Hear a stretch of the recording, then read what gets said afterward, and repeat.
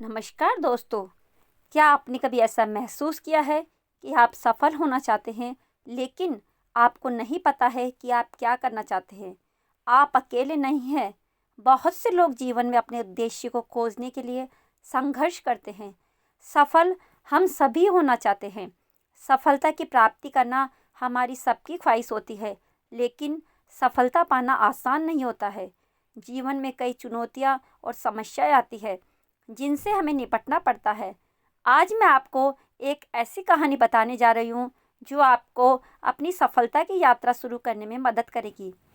यह एक ऐसे व्यक्ति की कहानी है जो सफल होना चाहता था, लेकिन उसके पास कोई लक्ष्य नहीं था। एक दिन उसने एक साधु से कुछ सवाल पूछे और साधु के जवाब ने उसकी पूरी ज़िंदगी बदल दी। इस वीडियो में मैं आपको वह कहानी बताऊंगी और मैं आपको उन सवालों के बारे में भी बताऊंगी जो उसने साधु से पूछे थे। यह सवाल आपको अपने लक्ष्यों को निर्धारित करने में और अपनी सफलता की यात्रा शुरू करने में मदद करेंगे। तो चलिए कहानी शुरू करते हैं। एक बार की बात है, ऐसे ही सफलता की चाह रखने वाला एक व्यक्ति एक बार अपने एक गुरु से पूछता है कि गुरुदेव, आज हम एक सुनहरे युग में रह रहे हैं। हम आज तक के सबसे अमीर युग में जी रहे हैं, जो शायद इससे पहले कभी भी मौजूद नहीं था। हम एक ऐसी भूमि में रह रहे हैं जहां सभी के लिए भरपूर मौके मौजूद है। तो फिर ऐसा क्यों है कि सिर्फ कुछ लोग ही कामयाब हो पाते हैं और बाकी ज़िंदगी की दौड़ में बिछड़ जाते हैं? तभी गुरु ने उत्तर देते हुए कहा, चलो ऐसे लोगों का उदाहरण लेते हैं जो 25 की उम्र में अपने काम की शुरुआत करते हैं। क्या तुम अंदाज़ा लगा सकते हो कि 25 की उम्र तक पहुँचते पहुँचते ये लोग जीवन के किस मुकाम पर पहुँचे होंगे? इन लोगों का मानना है और इन्हें पूरा विश्वास भी है कि 25 की उम्र में शुरुआत करने से लोग ज़रूर कामयाब होंगे। अगर तुम इनमें से किसी से भी पूछोगे कि क्या तुम कामयाब होना चाहते हो, तो उन सब का जवाब होगा, बेशक मैं कामयाब होना चाहता हूँ। अगर तुम इन लोगों पर थोड़ा और ध्यान दोगे तो तुम्हें पता चलेगा कि इन लोगों में जीवन के प्रति जोश है, जुनून है। उनकी आंखों में एक अजीब सी चमक है और हाव भाव में पक्का इरादा है और जीवन उनके लिए एक दिलचस्प सफ़र जैसा है। लेकिन 65 की उम्र तक आते आते जानते हो क्या होगा? इनमें से केवल एक व्यक्ति ही अपनी मनचाही सफलता हासिल कर पाएगा। 4 काफ़ी हद तक सफल हो चुके होंगे और 5 अभी भी उस सफलता के लिए संघर्ष कर रहे होंगे और बाकी के 90 या तो हार मान चुके होंगे या फिर असफलता के दलदल के नीचे दब चुके होंगे और जीवन की बुनियादी ज़रूरतों के लिए भी दूसरों पर निर्भर होंगे। ज़रा सोचो कि 100 में से सिर्फ 5 लोग ही जीवन के किसी मुकाम तक पहुंच सके। लेकिन आखिर क्या वजह है कि इतने सारे लोग नाकाम रहे? उस चमक और जोश का क्या हुआ जो 25 की उम्र में उनके अंदर कूट कूट कर भरी हुई थी? क्या हुआ उनके सपनों का, उम्मीदों और इरादों का? और ये लोग अपनी ज़िंदगी में जो करना चाहते थे और असल में जो कर पाए, उसके बीच में इतना अंतर क्यों है? व्यक्ति ने गुरु से कहा, जब आप ये कहते हैं कि सिर्फ 5% लोग ही सफल हो पाए, तो पहले आपको सफलता का मतलब साफ साफ बताना होगा। गुरु ने कहा, अब मैं तो तुम्हें सफलता का सबसे मतलब सही बताने जा रहा हूँ। गुरु ने कहा, अब मैं तुम्हें सफलता का सबसे सही मतलब बताने जा रहा हूँ। सफलता का मतलब है किसी निश्चित लक्ष्य को साफ साफ तय करके सोच समझकर उस दिशा में आगे बढ़ते रहना। अगर कोई इंसान पहले से ही तय किए गए किसी निश्चित लक्ष्य, यानी ऐसा लक्ष्य जो पक्का है और उसमें कोई बदलाव नहीं होता, उसकी दिशा में काम कर रहा है और अच्छे से जानता है कि वह कहाँ जा रहा है और उसे कहाँ जाना है, तो वही इंसान कामयाब है। और अगर वह ऐसा नहीं कर पा रहा है तो वह नाकामयाब है। यानी कामयाबी का मतलब तय किए गए लक्ष्य को समझते हुए उस दिशा में आगे बढ़ना होता है। असल में हमारे समाज में हिम्मत और हौसले का उल्टा कायरता या बुज़दिली नहीं है, बल्कि समानता या अनुरूपता है। और आज इंसान के सामने यही सबसे बड़ी चुनौती है और इतने सारे लोगों की असफलता का सबसे बड़ा कारण भी अनुरूपता का अर्थ है। बिना सोचे समझे भीड़ के अनुसार चलने की मानसिकता।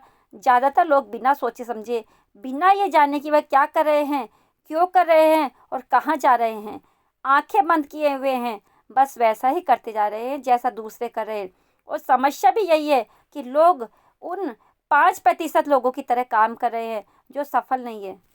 समस्या भी यही है कि लोग उन 95% लोगों की तरह काम कर रहे हैं जो सफल नहीं है। व्यक्ति ने गुरु से प्रश्न किया, आखिर इतने सारे लोग औरों की नकल क्यों करते हैं? गुरु ने मुस्कुराते हुए कहा, इसका जवाब तो शायद वे खुद भी नहीं जानते। एक बार काम करने वाले लोगों के एक समूह से एक प्रश्न किया गया। उनसे पूछा गया कि आप काम क्यों करते हैं, सुबह जल्दी क्यों उठते हैं। 20 में से 19 लोगों के पास इसका कोई ठोस जवाब नहीं था। उनमें से ज़्यादातर लोगों का कहना था, सभी लोग सुबह उठकर काम करने निकल जाते हैं, इसलिए हम भी वही कर रहे हैं। जो बाकी सभी लोग हैं, ऐसे लोगों का मानना होता है कि परिस्थितियों ने उनके जीवन को एक ऐसी स्थिति में डाल दिया है जो बाहरी शक्ति और परिस्थितियों के नियंत्रण में है। फिर गुरु कहते हैं कि चलो हम कामयाबी की परिभाषा पर वापस लौटते हैं। कामयाब कौन होता है? सिर्फ वही आदमी जो अपना लक्ष्य साफ साफ तय कर फिर किसी और बढ़ता है। ऐसा आदमी निश्चित करता है कि मुझे जीवन में यह बनना है और फिर उस दिशा में काम करना शुरू कर देता है।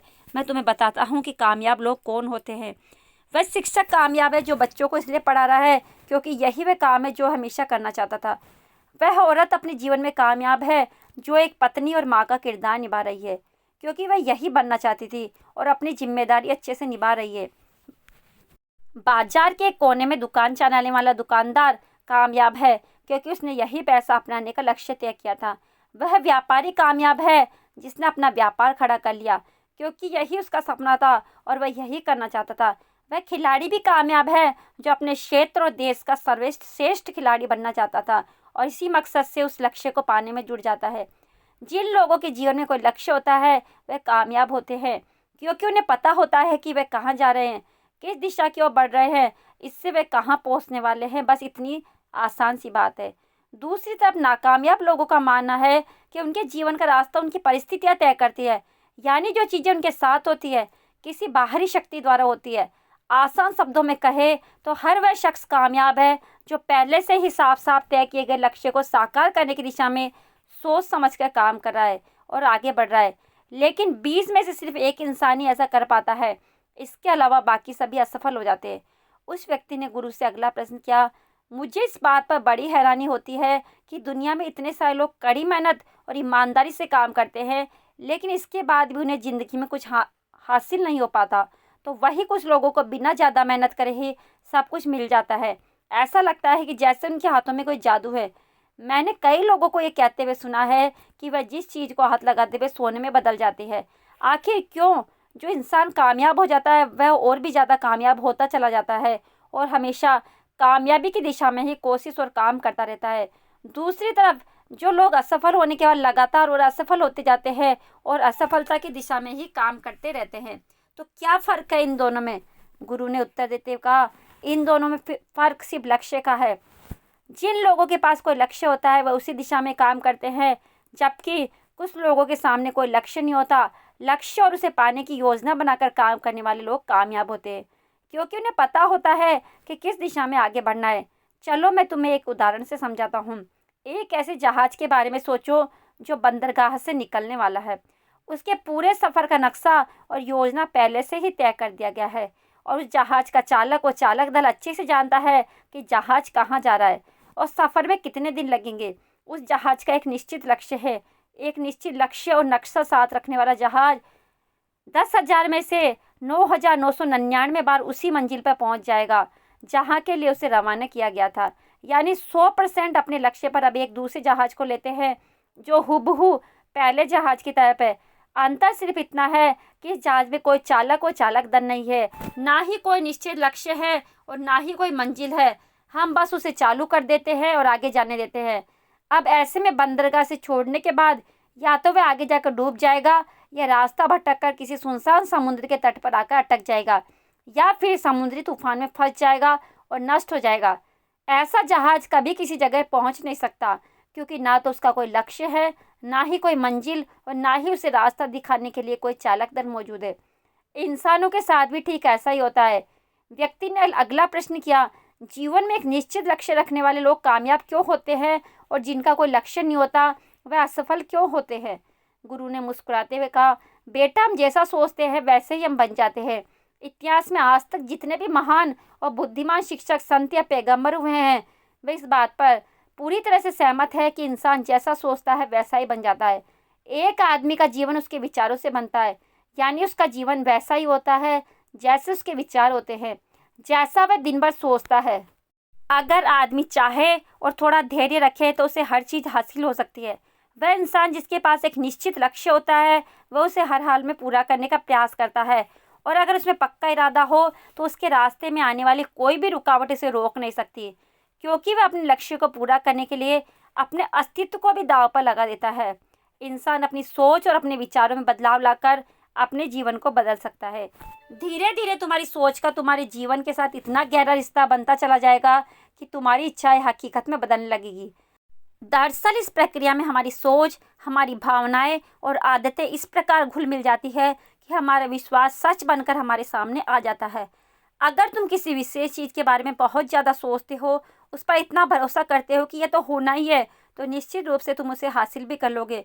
अगर तुम दिल से अमीर बनने की इच्छा रखते हो तो बेशक तुम अमीर बन जाओगे। अगर तुम बुद्धिमान बनना चाहते हो तो तुम बुद्धिमान बनोगे। इसी तरह अगर तुम एक बेहतर इंसान बनना चाहते हो तो तुम जरूर पहले से कहीं बेहतर इंसान बन जाओगे। तुम्हें बस इस चीज़ का ध्यान रखना है कि किसी भी चीज़ या एक लक्ष्य के लिए अपने अंदर एक मजबूत इच्छा शक्ति विकसित करनी है। उस दौरान केवल वह एक लक्ष्य तुम्हारे होना चाहिए। ऐसा नहीं होना चाहिए कि एक ही समय पर कई अलग अलग चीज़ों पर तुम्हारा ध्यान भटक रहा है, क्योंकि जो विश्वास करता है उसके लिए सब कुछ मुमकिन है। ब्रह्मांड के सबसे महान नियमों में से एक नियम यह भी है कि अगर हमारी सोच नकारात्मक है तो हमें नकारात्मक परिणाम मिलेंगे। यह बहुत ही साधारण सा सच है जो जीवन में कामयाबी और समृद्धि का आधार है, क्योंकि अविश्वास यानी खुद संदेह असफलता की निशानी है। हमारी शंकाएं, हमारा आत्मसंदेह इतना खराब होता है कि वह हमें कोशिश करने से भी डरा देते हैं, और जिन मौक़ों को हम आसानी से जीत सकते थे उन मौक़ों पर भी हम बुरी तरह से हार जाते हैं। जैसा कि मैंने पहले कहा, हम वही बनते हैं जिसके बारे में हम सबसे ज़्यादा सोचते हैं। इसलिए अगर हम वह आदमी जिसके सामने कोई लक्ष्य नहीं है, जिसे नहीं पता कहाँ जाना है और जो इसी वजह संदेह, डर और चिंताओं में घिरा हुआ है, वह वैसा ही बन जाएगा जैसा वह सोच रहा है। अगर कोई इंसान किसी भी चीज़ के बारे में सोच ही नहीं रहा तो वह अंत में कुछ भी नहीं बन पाएगा, कहीं भी नहीं पहुंच पाएगा। एक व्यक्ति ने अपने गुरु से पूछा, हम वैसे ही क्यों बन जाते हैं जैसा हम सोचते हैं? गुरु ने जवाब दिया, कल्पना करो कि एक किसान के पास एक छोटी सी जमीन है। वह जमीन बहुत उपजाऊ है। किसान इस जमीन में अपनी इच्छा के अनुसार कोई भी बीज बो सकता है। जमीन को इस बात से कोई फर्क नहीं पड़ता कि उसमें क्या बोया जा रहा है। यह फैसला पूरी तरह किसान पर निर्भर करता है। ठीक इसी तरह हमारा मन भी एक जमीन की तरह होता है। मन को भी इस बात से कोई फर्क नहीं पड़ता कि हम उसमें किस तरह के विचार रखते हैं। उसमें जो कुछ भी रखा जाएगा वह हमें वैसी ही फसल देगा। उदाहरण के लिए, अगर हम अपने मन में सकारात्मक विचार रखते हैं तो हम सफलता की एक फसल काटेंगे, और अगर हम अपने मन में नकारात्मक विचार रखते हैं तो हम असफलता का सामना करेंगे। याद रखो, जमीन को इस बात से फर्क नहीं पड़ता कि वह आम लौटा रही है या बबूल। यह तो बस जो उसके अंदर डाला गया था उसी को कई गुना बढ़ा करके वापस लौटा देती है।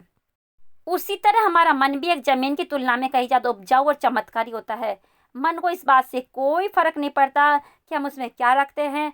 कामयाबी या सफलता एक निश्चित और महत्वपूर्ण लक्ष्य या डर, गलतफहमी, नकारात्मकता और चिंता, लेकिन हम जो भी उसमें अनजाने रखते हैं वह वही हमें वापस लौटाता है। तभी व्यक्ति ने गुरु से पूछा कि अगर दिमाग इतना शक्तिशाली है तो फिर लोग उसे सही इस्तेमाल क्यों नहीं करते?